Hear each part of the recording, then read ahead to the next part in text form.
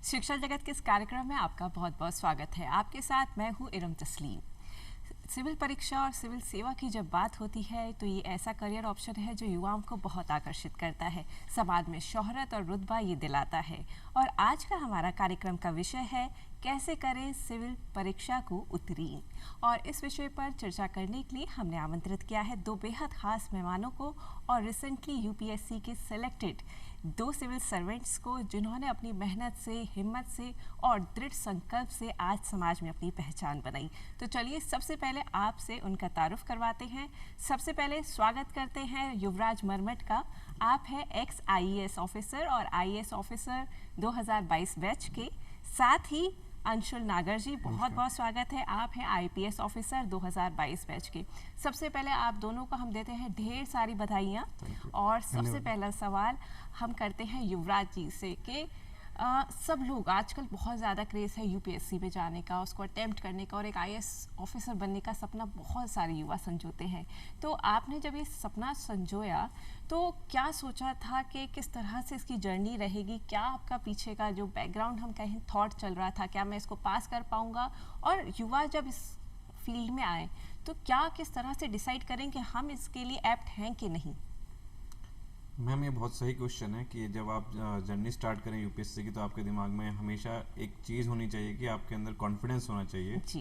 कि आप जिस एग्ज़ाम के लिए जा रहे हैं वो इंडिया का सबसे टफेस्ट एग्ज़ाम है। तो आपके अंदर वो कॉन्फिडेंस होना चाहिए कि हाँ, मैं एग्ज़ाम क्लियर कर सकता हूँ और उसी तरीके की डेडिकेशन और मेहनत मुझे करनी पड़ेगी आगे जाके। तो यही थॉट मेरे दिमाग में था उस टाइम पे जब मैंने प्रिपरेशन की जर्नी चालू करी कि हाँ, मेरे में अंदर वो कॉन्फिडेंस है, वो क्वालिटीज़ हैं और कैपेबिलिटीज़ हैं और इन्हीं के थ्रू मैंने कोशिश करते हुए ये सिविल सर्विस का एग्ज़ाम क्लियर किया। बिल्कुल। अंशुल नागर जी, आपके पास आती हूँ। आपका क्या थॉट था, किस तरह से आपने सोचा था कि मैं इस परीक्षा को उत्तीर्ण कर पाऊँगा? जैसा कि युवराज जी ने कहा कि पहले खुद पे कॉन्फिडेंस होना सबसे ज़्यादा ज़रूरी है। तो कॉलेज के दौरान ही मैंने सोचा था, मुझे मेरे सीनियर्स का भी साथ मिला, मेरे फादर हैं, उन्होंने भी मुझे मोटिवेट किया था। तो मैंने उसी दौरान से सोचना शुरू करा। कॉलेज के दौरान ही मैंने एनसीईआरटीज़ पढ़ना शुरू करा अपने थर्ड ईयर से ही। और उसके बाद फिर मैंने धीरे धीरे स्टैंडर्ड बुक्स पे मैं आया और फिर मैंने अपना अटेम्प्ट दिया। तो फर्स्ट अटेम्प्ट में मैं प्री क्लियर कर पाया, तो मुझे और कॉन्फिडेंस मिला कि मैं ये कर पाऊंगा। हाँ। तो वो जर्नी आगे बढ़ती गई और आज मैं सेलेक्ट हो पाया। बिल्कुल। अगर हम बात करें इस जर्नी की तो कितना समय अमूमन लगता है युवराज जी इस जर्नी को पूरा करने में, मकाम तक पहुँचने में?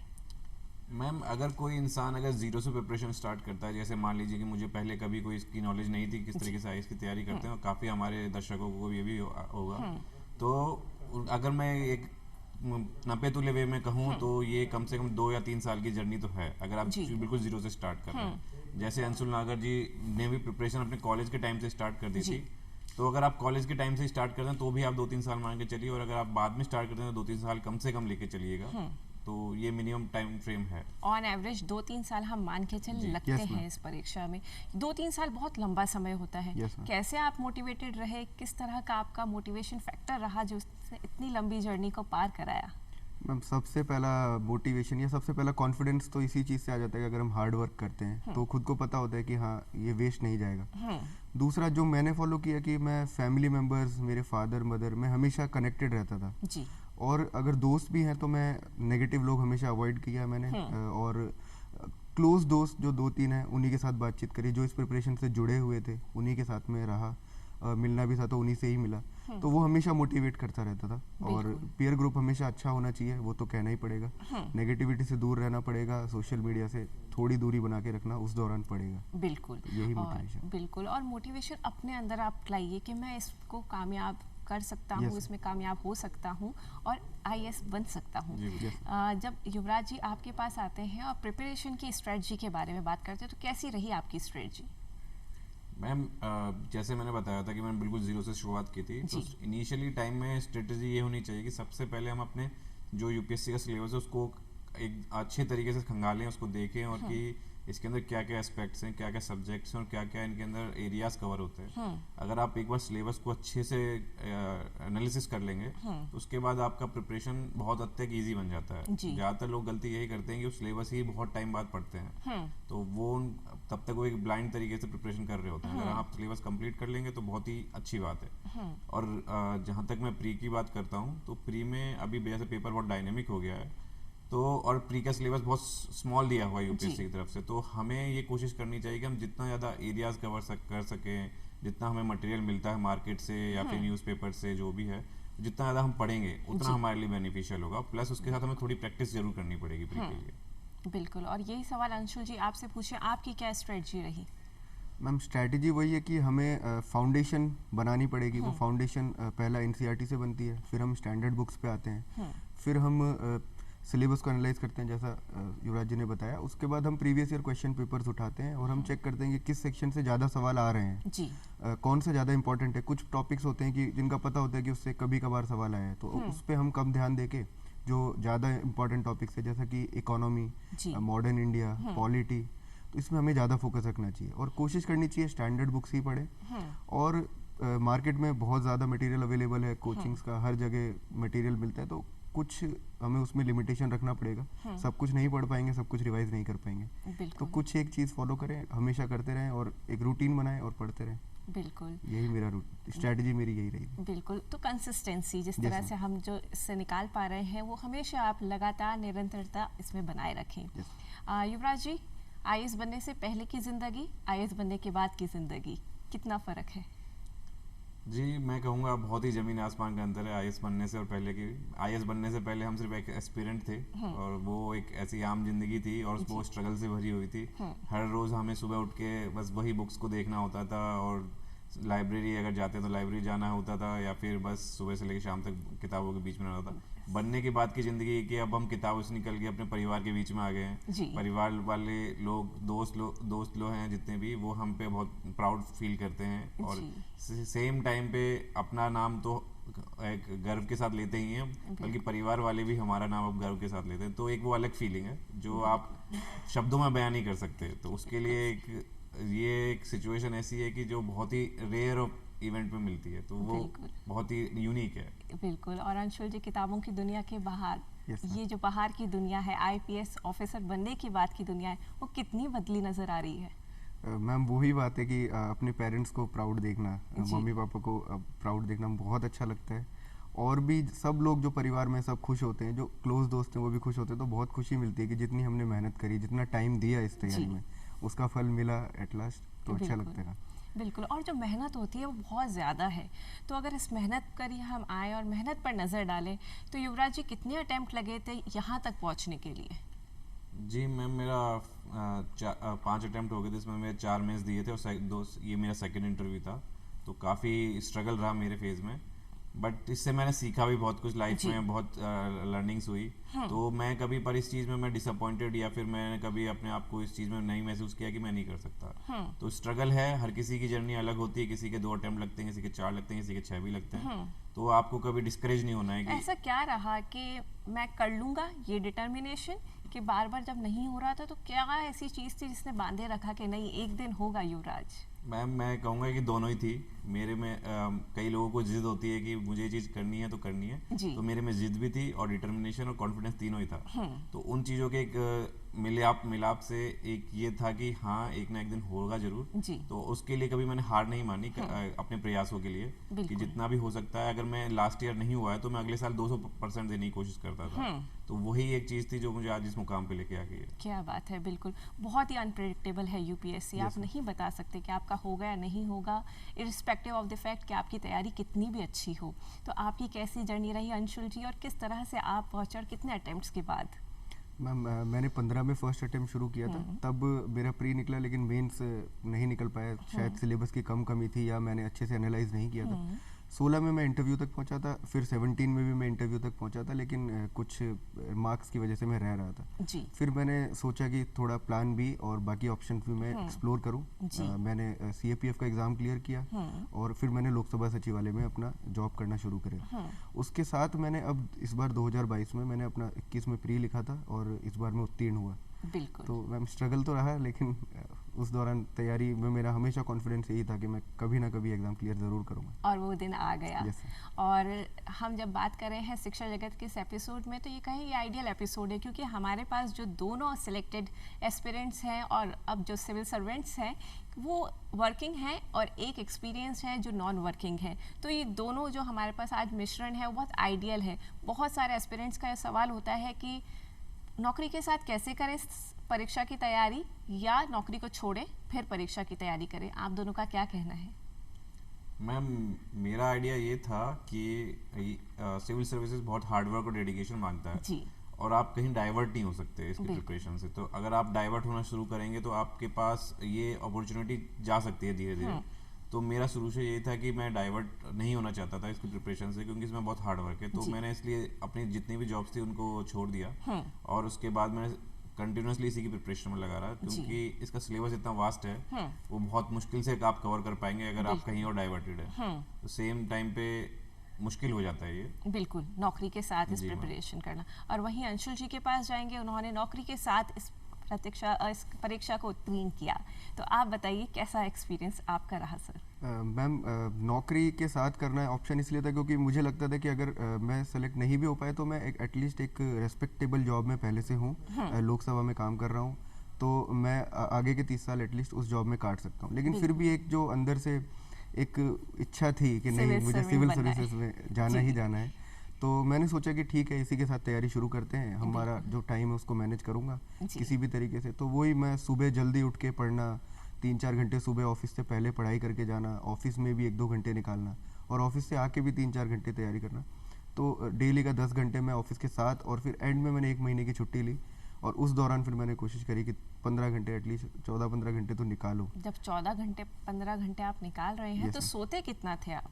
मैम, 6 घंटे, कभी 5-4 भी हो जाता था जब ज़्यादा प्रेशर रहा तो। और सुबह की अगर बात करें तो कब से आपकी पढ़ाई स्टार्ट होती थी, अर्ली आवर्स? मैम, मैं 3 बजे डेली उठता था और रेडी होके अपना पढ़ाई करना शुरू करता था। 7 बजे तक 8 बजे तक मैं पढ़ाई करता था, ऑफिस के लिए रेडी हुआ और मैं ऑफिस निकल जाता था। 10 से 6 मेरा ऑफिस होता था, फिर आके 7 बजे से मैं फिर पढ़ने बैठता था और 11 तक फिर मैं पढ़ता था। तो ये रूटीन मैंने 7-8 महीने फॉलो किया। बहुत प्रेशर होता है, मेंटल भी और फिजिकल भी, बिल्कुल, लेकिन वो झेलना पड़ता है। अगर अंदर से इच्छा है तो करना ही है। और फिर वो इच्छा पूरी हो जाती है तो ये तो फिर वो बहुत अच्छा सारा वर्थ इट लगता है। युवराज जी, आपके पास आएंगे। प्रीलिम्स की बात करते हैं, बहुत कुछ है, क्या पढ़ें क्या ना पढ़ें? मैम, प्रीलिम्स में सबसे पहले आपको एक फाउंडेशन बनाना पड़ेगा, तो वो आपकी स्टैंडर्ड बुक से ही बनेगा। बिल्कुल, उनको आप रेगुलर रिवीजन तो देना ही पड़ेगा। उसके साथ साथ एक बहुत ही इंपॉर्टेंट स्टेप है नोट्स मेकिंग। जी, आप जितना भी पढ़ें, उसका कुछ भी नया पढ़ें, उसके नोट्स जरूर बनाएं। उनको एक ऐसे फॉर्मेट में रखें कि बाद में जब प्रीलिम्स आए तो आप उनको इजीली रिवाइज कर पाएं। कई लोग कई बार एस्पिरेंट्स ये गलती कर देते हैं कि वो बुक्स तो पढ़ लेते हैं पर नोट्स नहीं बनाते। जी, सिलेबस इतना वास्ट है कि वो पढ़ते पढ़ते हम पुराना भूल चुके होते हैं। अगर आप उसको जस्ट प्रीलिम्स के बिफोर रिवाइज नहीं करेंगे तो वो मुश्किल हो जाती है। बिल्कुल। तो मेरी स्ट्रेटेजी हमेशा यही थी कि मैं नोट्स जरूर बनाता था, कुछ भी पढ़ता था उसको मैं कहीं ना कहीं लिख लेता था। नोट्स बनाना भी एक कला है, तो आपके नोट्स बनाने में क्या क्या चीज़ें आप फॉलो करते थे जो आप आज दर्शकों को बताना चाहेंगे? जी, मैंने इस बार पूरे अपने नोट्स प्रीलिम्स के डिजिटल मीडियम में बनाए थे। अच्छा। अपने टैबलेट के ऊपर। तो मैं क्या करता था, जितना भी मटेरियल मुझे मिलता था मैं उसको कोशिश करता कि ज़्यादा से ज़्यादा पीडीएफ फॉर्मेट में अवेलेबल हो। फिर मैं पीडीएफ फॉर्मेट में नोट्स के लिए क्या करता था कि जो भी इंपॉर्टेंट टर्म्स हैं और इम्पोर्टेंट न्यूज़ है, उनको मैं कॉपी करके वहाँ से अपनी एक अलग फाइल क्रिएट कर लेता था। तो एंड में ये हो जाता था कि पूरी एक सेग्रीगेट कंसोलिडेटेड फाइल मुझे मिल जाती थी कि डेटा इस चीज़ का है, या पॉलिटी ले लीजिए, हिस्ट्री ले लीजिए, इकोनॉमी ले लीजिए। तो ये सब चीज़ें मुझे को एक अलग तरीके से फॉर्मेट में अवेलेबल हो गई। तो फिर जस्ट प्री से पहले ये मेरे लिए बहुत इजी हो गया रिवीजन करना। जी, और जब मेरे पास टाइम बच गया इनके साथ, तो फिर मैं अदर मटेरियल्स की तरफ भी चले गया। तो इस तरीके से मैंने करंट अफेयर भी अच्छे से कर लिया और मेरा जो स्टैंडर्ड बुक वाला फॉर्मेट था जो पढ़ना था वो भी मैंने अच्छे से कर लिया। दोनों चीज़ें, आपकी डायनेमिक भी हो गई और स्टैटिक भी हो गई। सेम अंशुल जी, आपसे सवाल पूछेंगे, किस तरह से करंट अफेयर और आपका स्टैटिक पार्ट दोनों का बैलेंस बनाया और तैयारी करी आपने? मैम, फर्स्ट तो स्टैटिक पार्ट तो है वो आजकल सब जगह गाइडेंस अवेलेबल है कि क्या बुक्स पढ़नी चाहिए। सब सब्जेक्ट्स की स्टैंडर्ड बुक्स कुछ होती हैं, वो तो हमें बार बार रिवाइज करनी ही पड़ेगी। करंट के लिए मेरी अप्रोच ये रही थी कि मैं डेली न्यूज़पेपर जब पढ़ता था तो मैं जो भी ऐप्स होती हैं उनमें से किसी भी ऐप पे आप नोट कॉपी कर सकते हैं। तो डिजिटल न्यूज़पेपर से आप कॉपी करके अपने नोट्स बना लीजिए। साथ ही साथ किसी भी कोचिंग का जो मंथली जो न्यूज़ आर्टिकल का जो आता है कंपाइलेशन, वो आप फॉलो कर सकते हैं। या फिर प्री से पहले या मेन से पहले वो जो भी कंपाइलेशन एक निकालते हैं सब्जेक्ट वाइज, उसको फॉलो कर सकते हैं। जी। इन दोनों का कॉम्बिनेशन प्लस आंसर राइटिंग साथ ही साथ, ये सब फॉलो करने से प्री और मेंस दोनों की तैयारी साथ में चलती रहती है। तो बिल्कुल, एक प्रीलिम्स का ही एक पार्ट है सी सेट, जो बहुत ही आजकल डायनामिक होता जा रहा है, जो डिसाइडिंग फैक्टर बन रहा है आपके सिलेक्शन में। प्रीलिम में ही लोग पास नहीं कर पा रहे हैं सी सेट को, तो किस तरह से स्ट्रेटजी रखें कि आपका सी सेट निकल जाए? आपकी क्या थी? मैम सी सेट की स्ट्रेटजी ये थी कि मैं शुरू से जब प्रीलिम्स के लिए प्रिपरेशन की स्टार्ट कर दी 6 मंथ्स बैक, तो मैं ये कोशिश करता था कि वीकली एक सी सेट का टेस्ट लगा लूँ। तो उससे ये था कि मेरी फ्लुएंसी बन गई थी उस चीज़ उसमें सी सेट के अंदर। और दूसरा एक स्ट्रेटजी ये थी कि मैंने ये सोच रखा था कि जब मैं एग्ज़ाम देने जाऊँगा तो मैं पैनिक नहीं करूँगा। तो कई बार ये होता है कि स्टूडेंट लोग टाइम मैनेज नहीं कर पाते हैं एग्जाम के अंदर, और फिर वहाँ यहाँ के पैनिक करने के कारण वो गलत क्वेश्चंस तरीके से रीड करके गलत आंसर मार्क करके आ जाते हैं। बिल्कुल। तो इस बार मैंने वो अपना माइंड वहाँ पे बहुत ज़्यादा कूल रखा, और अपनी जो प्रिपरेशन थी जितनी भी थी उसको मैंने अपने 100% के थ्रू कूल माइंड के साथ वहाँ पे अप्लाई किया जी। इसके कारण मेरा सी सेट ईजिली निकल गया बिना किसी प्रॉब्लम के। बिल्कुल। अंशुल जी, आपकी क्या स्ट्रेटजी थी और आप कितने मैथ्स में हम कहें स्ट्रॉन्ग थे? हाँ, मैं मैथ्स में बिल्कुल भी स्ट्रांग नहीं था। मेरा हमेशा से ह्यूमैनिटीज़ बैकग्राउंड ही रहा है और मैथ्स से मुझे सबसे ज़्यादा डर लगता है जी। तो मैंने कोशिश करी कि जो उसका सेकंड पार्ट जो होता है सी सेट का, जिसको कॉम्प्रिहेंशन बोलते हैं जी, जिसमें हमें एक पैरा दिया जाता है और उसके ऊपर सवाल दिए जाते हैं, तो मैंने कोशिश की कि मैं उसमें अपना जो स्ट्रॉन्ग पॉइंट है मैं उसको बनाऊं और हमेशा उसमें सवाल ज़्यादा सही करने की कोशिश करूं, और मैथ्स सबसे एंड में करूं। अगर उसमें मैं 10 भी सवाल कर पाता हूँ तो वो ऐड ऑन ही होगा। बिल्कुल, आपके जवाब सुन के बहुत सारे हमारे दर्शकों को मनोबल बढ़ा होगा, प्रोत्साहन मिला होगा, क्योंकि मैथ्स ऐसा चीज़ है जो सीसेट में काफ़ी आजकल हम कहें कि डोमिनेटिंग रोल प्ले कर रहा है। और अगर आपको मैथ्स नहीं आती है तो कॉम्प्रीहेंशन से आप अपनी गाड़ी निकाल सकते हैं। कॉम्प्रीहेंशन भी अंशुल जी आपसे पूछना चाहूँगी, किस तरह से वो अपनी एनालिटिकल स्किल्स आप डेवलप करें? मैम उसमें कॉम्प्रिहेंशन का एक ही तरीका है कि जितने ज़्यादा previous year question papers plus जो भी किसी भी कोचिंग की जो टेस्ट सीरीज़ है सी सेट, वो ज़्यादा से ज़्यादा सॉल्व करते रहेंगे और हम देखेंगे कि किस तरीके से, जैसे यूपीएससी किस तरीके से कॉम्प्रिहेंशन के आंसर्स ऑप्ट करती है, तो उस पैटर्न को पकड़ना बहुत ज़्यादा ज़रूरी है। जैसे कॉम्प्रिहेंशन में सबसे इम्पॉर्टेंट होता है एलिमिनेशन, जो पैरा में नहीं दिया हुआ वो तो हमें सबसे पहले उसमें काटना पड़ेगा, बिल्कुल, और धीरे धीरे करके हम फिर ऑप्शन तक आते हैं। तो उल्टा रास्ता अपनाना पड़ता है, डायरेक्ट हमें सवाल आंसर नहीं ढूंढना, हमें एलिमिनेट करके आंसर ढूंढना है। बिल्कुल, उल्टा रास्ता अपनाना पड़ेगा और इसी तरीके से आप इसको बीट कर सकते हैं। और युवराज जी, आपकी तरफ बढ़ते हैं मेंस को लेकर। बहुत अच्छी राइटिंग स्किल्स डिमांडिंग है, किस तरह से आपकी राइटिंग स्किल्स होनी चाहिए? क्या कुछ डिमांडिंग फैक्टर्स होते हैं मेंस में? मैम मेंस का ऐसा है कि 3 चीज़ें इसके अंदर मैटर करती है। पहला होता है कंटेंट, दूसरा होता है उसको एनरिच करना, तीसरा होता है आपका आंसर राइटिंग का वे जी। तो मैंने ये तीनों पे फोकस किया था। पहले मैंने कंटेंट के लिए जितना स्टैंडर्ड बुक थे वो तो पढ़े ही पढ़े, उसके अलावा मैंने जितना भी मटेरियल में सोर्स कर सकता था वो साइड में, मतलब ये मान लीजिए कि 3-4 सोर्सेज थे, उनको मैंने फॉलो किया रेगुलरली, ताकि मेंस का जितना ज़्यादा मैं डाइवर्सिफाई ओपिनियन और कंटेंट और मटेरियल निकाल सकूँ। एनरिचमेंट में मैंने एनरिचमेंट डाटा के बेसिस में, फैक्ट के बेसिस में किया कि हर एरिया में मेरे पास कुछ अच्छा डाटा होगा लिखने के लिए, पॉइंट्स होंगे लिखने के लिए, तो वो एक एक्स्ट्राइज दे जाते हैं मेंस के आंसर के टाइम पे, क्योंकि आपके हर आंसर में अगर 0.5 मार्क्स भी बढ़ गए हैं तो आप पूरे ओवरऑल देखेंगे तो 10 नंबर बढ़ते हैं, तो वो बहुत, और वो 7 पेपर के अंदर बहुत ज़्यादा रोल प्ले कर जाते हैं सेम चीज़ पे। और एक आंसर राइटिंग होता है, अगर आप एक बहुत ही फेमिलियर है आंसर राइटिंग में कि आप किस तरीके से आंसर लिखना चाहिए और आपको उसके अंदर बहुत ज़्यादा फ्लुएंसी है, तो आप ये मान के चलिए, मैं आपको बता सकता हूँ कि श्योर आपका हर साल मेंस जरूर निकलेगा, क्योंकि आंसर राइटिंग ऐसे आपका इस तरीके से रोल प्ले करता है कि हर पार्ट की एक वैल्यू होती है आंसर में। तो इंट्रोडक्शन, बॉडी एंड कंक्लूजन, तीनों को आप अगर मिला के अच्छे से लिखेंगे तो ये है कि आपके फिक्स मार्क्स वो कहीं नहीं जा रहे, और अगर आप उसमें एनरिच्ड कंटेंट लिख देंगे तो और अच्छे मार्क्स मिल जाते हैं। क्या बात है। एनरिच कंटेंट को लेके आते हैं अंशुल जी, बेहतरीन आंसर क्या होता है? मैम हर सब्जेक्ट के अंदर कुछ एनरिचमेंट के पॉइंट्स होते हैं जो हम ऐड कर सकते हैं। जैसे ज्योग्राफी पे अगर हम आए तो अगर हम ज्योग्राफी में डायग्राम्स और मैप्स नहीं बनाएंगे तो वो आंसर हमेशा अधूरा लगेगा। इसी तरीके से पॉलिटी में आते हैं तो हमें सुप्रीम कोर्ट जजमेंट्स या कोई भी सेंट्रल गवर्नमेंट की कोई कमेटी उन्होंने एस्टेब्लिश करी है जिसने कुछ भी रिकमेंडेशन दी है, उससे हम हमारे आंसर को एक पीछे से स्ट्रॉन्ग कर सकते हैं। अगर हम कोई आर्ग्यूमेंट लिख रहे हैं तो उसमें वो एग्जाम्पल ऐड हो सकता है। इसी तरीके से हम इकोनॉमिक्स पे आते हैं, डेटा, ग्राफ हम उसमें ऐड कर सकते हैं। इंटरनल सिक्योरिटी, हम इंडिया का मैप बना सकते हैं, चैलेंजेस दिखा सकते हैं। और एथिक्स के अंदर हम मैक्सिमम जो यूज़ कर सकते हैं होता है एग्जाम्पल्स। तो हमारे पास रियल लाइफ एग्जाम्पल, खुद की लाइफ से एग्जाम्पल, किसी फेमस पर्सनालिटी का एग्जाम्पल, तो ये सब होना चाहिए। तो ये ही एनरिचमेंट में काम आता है, और ये हमारे पास अगर एक जगह लिखा हुआ है जी तो वो बहुत काम आएगा। बिल्कुल, और यही आपके आंसर को एनरिच करता ma'am. है। और युवराज जी, जब हम एनरिचमेंट के बाद आपके पास आते हैं कि इंग्लिश मीडियम और हिंदी मीडियम, इसमें भी काफ़ी स्टूडेंट्स होते हैं जो इसमें भी फंसे रहते हैं कि कौन सा मीडियम ऑप्ट करें। कि कहा जाता है कि इंग्लिश मीडियम अगर करेंगे तो आपके मार्क्स ज़्यादा अच्छे आएंगे, क्या ये बात सही है? मैम, ये मैं नहीं कह सकता कि अच्छे आएंगे इंग्लिश मीडियम में। मैं एक बेसिक डिफ़िकल्टी बता जरूर सकता हूँ हिंदी और इंग्लिश मीडियम के बीच में। दो चीज़ें मेन है। एक तो क्या है कि हिंदी मीडियम में कंटेंट की बहुत कमी है, क्योंकि इसमें एस्टेब्लिश कोचिंग्स कम है, प्लस न्यूज़पेपर इसमें अच्छा नहीं मिलता हिंदी मीडियम में जो आपके प्रिपरेशन में हेल्प करे।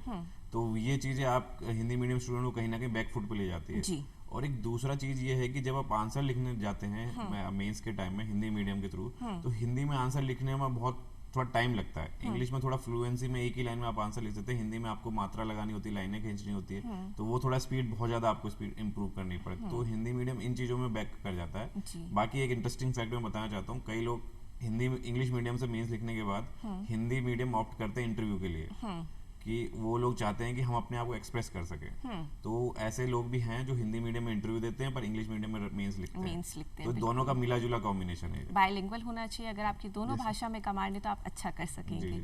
आपके पास आते हैं अंशुल जी, और आपसे पूछना चाहेंगे कि जब हम इस प्रक्रिया में हैं, इंटरव्यू तक पहुंच चुके हैं, तो कौन सी चीज़ें हैं जो इंटरव्यू को आपका बेहतरीन बनाती हैं? मैम 17 में मुझे इंटरव्यू में काफ़ी कम स्कोर मिला था, तो इस बार जब मैं इंटरव्यू तक पहुंचा तो मैंने सोचा था कि मुझे 100% अपने इंटरव्यू की प्रिपरेशन में देना है। जी। इंटरव्यू की तैयारी के लिए सबसे पहले हमारे से एक डिटेल्ड एप्लीकेशन फॉर्म भरवाए जाते हैं, जिसके 2 पार्ट्स होते हैं, पार्ट 1 और पार्ट 2। वो हमारी ही इंफॉर्मेशन होती है जो यूपीएससी बोर्ड यूज़ करता है। सबसे पहले हमारा कमांड उस पर सबसे ज़्यादा होना चाहिए, हमें हमारे बारे में ही सबसे ज़्यादा चीज़ें पता होनी चाहिए। दूसरा, करंट अफेयर्स जो भी देश में चल रहा है और जो विदेश में और न्यूज़पेपर में आ रहा है, उसका डिटेल्ड एनालिटिकल हमें व्यू पॉइंट पता होना चाहिए। क्यों जो 5W और 1H होता है वो हमें पूरा पता होना चाहिए। उसके बाद जो थर्ड चीज़ आ जाती है, वो हम हॉबीज़, जो भी हमारे इंटरेस्ट हैं, जो वो लेके जा सकते हैं उस साइड, वो हमें पूरा अच्छे से पता होना चाहिए। इन 3 चीज़ों के बारे में अगर हम मैक्सिमम सवाल बना के रखें, जैसे मैंने अपने डेफ पे अराउंड 1000 क्वेश्चंस क्रिएट किए हुए थे और उनके आंसर्स भी, और खुद ही उनके जवाब भी आप प्रिपेयर करते रहते थे। तो वो ही फिर करंट अफेयर्स में पूछा तो मैं ये बताऊंगा। यस मैम जी। तो वो बहुत हेल्प करता है एंड में, रिवीजन में भी, और एक कॉन्फिडेंस भी देता है, हम डरते नहीं है वहाँ पहुँच के, और फिर हम अच्छे से जवाब देते हैं। अपनी तैयारी एक कदम आगे। और जब तैयारी की बात करते हैं तो हमें शायद अटेम्प्ट ज़्यादा इसलिए भी लग जाते हैं क्योंकि कुछ मिस्टेक्स, गलतियां हम करते रहते हैं, दोहराते रहते हैं। तो यहाँ मिस्टेक्स के बारे में भी हम आपसे जानना चाहेंगे, दोनों से ही। क्या आपके इस जर्नी में कौन कौन सी मिस्टेक्स हुई जो आप यहाँ बताना चाहेंगे, जो हमारे जितने दर्शक हैं उनसे सीखें और वो ना करें? मैम, मिस्टेक में सबसे पहले तो एक था कि पहले स्टार्टिंग में जब हम प्रिपरेशन करने जाते हैं तो थोड़ा टाइम वेस्ट कर देते हैं, क्योंकि थोड़ी नई दुनिया लगती है, थोड़े नए लोग मिलते हैं, तो उसमें हम थोड़ा घुल मिल जाते हैं दोस्तों के बीच में, तो हम थोड़ा टाइम वेस्ट करते हैं, तो पढ़ कम पाते हैं। तो पहली मिस्टेक तो ये थोड़ी स्टार्टिंग हो जाती है लोगों से। और दूसरी मिस्टेक ये होती है कि हम जितना पढ़ने की कोशिश करनी चाहिए और जितना हमें कंटेंट डेवलप करना चाहिए, जितना हमें प्रैक्टिस करनी चाहिए, वो कहीं ना कहीं कम रह जाती है। तो अगर आप एक लिमिट पे जाके उसको और ज़्यादा एफर्ट देंगे और ज़्यादा पढ़ाई करेंगे तो वो आराम से आप मेंस क्लियर कर सकते हैं फर्स्ट या सेकंड अटेम्प्ट में, कोई इतना बड़ा इशू नहीं है। तो ये चीज़ मुझे 4th-5th अटेम्प्ट में समझ में आ गई थी कि पढ़ना बहुत ज़्यादा पड़ेगा, डिफिकल्ट एग्जाम है, आप जितना ज़्यादा कोशिश कर सकते हैं उतना कीजिए। कभी आप टाइम वेस्ट करने के बारे में सोचिए भी मत, कि अगर कुछ भी काम करें तो आप ये सोचिए इससे मुझे कुछ प्रोडक्टिव मिल रहा है कि नहीं मिल रहा। अगर नहीं मिल रहा तो उस काम को छोड़ दीजिए। बिल्कुल जी मैम। और ये सवाल सेम अंशुल जी से भी हम करना चाहेंगे। तो मैम मेरी जो मिस्टेक्स जो मुझे लगी पुरानी रही थी वो यही थी कि मुझे सोर्सेज बहुत ज़्यादा मैं फॉलो करने लग जाता था और वो फिर मैं एंड में उनको रिवाइज नहीं कर पाता था, तो वो आंसर में नहीं रिफ्लेक्ट होता था। जी। दूसरा ये कि इसमें कोई शॉर्टकट नहीं है, जैसे हम नोट मेकिंग से बचते हैं कि नहीं नोट्स ना बनाने पड़े, ठीक है मैं हाईलाइट करके पढ़ लूँगा, तो नोट मेकिंग या हार्ड वर्क का कोई शॉर्टकट इसमें है नहीं, वो भी करना पड़ता है। मैंने इस बार उस पर ज़्यादा फोकस किया, तो मुझे लगता है ये 2 चीज़ें मेरी गलती हमेशा से रही थी जो मैंने सुधारी इस अटेम्प्ट। जी। आखिरी सवाल, आपका सक्सेस मंत्र संक्षिप्त में। मैम, मेरा सक्सेस मंत्र 3 वर्ड में आता है, dedication, perseverance and hard work. क्या बात अगर आप तीनों को एक साथ लगा के रखेंगे और कभी सोचेंगे नहीं फेलियर के बारे में, तो आप सर्टेनली इस यूपीएससी एग्जाम को निकाल सकते हैं। बिल्कुल। अंशु नागर जी, आप? मैम सेम है कि कॉन्फिडेंस होना चाहिए, डिटर्मिनेशन होना चाहिए, और एक पॉजिटिविटी अपने अंदर होनी चाहिए, साथ ही साथ डिसिप्लिन रखना पड़ेगा। ये एक सारी चीज़ें अगर साथ में है तो सक्सेस कभी ना कभी तो मिलेगी ही मिलेगी, ये तो आप श्योर हैं। बिल्कुल, आप अपना प्रयत्न, आप अपनी मेहनत और आप अपनी लगन और शिद्दत जारी रखें। और इसी नोट पे आप दोनों को मैं शुक्रिया अदा करना चाहूँगी, आप आए और इतनी अच्छी जानकारी आज हमारे तमाम श्रोताओं और दर्शकों के साथ आपने साझा करी। बहुत बहुत शुक्रिया। Thank you. और एपीजे अब्दुल कलाम जो हमारे भूतपूर्व राष्ट्रपति रहे, उन्होंने कहा था अगर सूरज की तरह चमकना है तो सूरज की तरह जलना सीखो। और यही बात अगर आप भी अपने जीवन में उतारें कि जैसे आपको आगे बढ़ना है तो उसके लिए कॉन्फिडेंस, डेडिकेशन और परसीवरेंस, ये तीनों ही होंगे तो आपकी जर्नी जो होगी वो सुखद होगी। अब दीजिए इरम तस्लीम को इजाज़त। नमस्कार।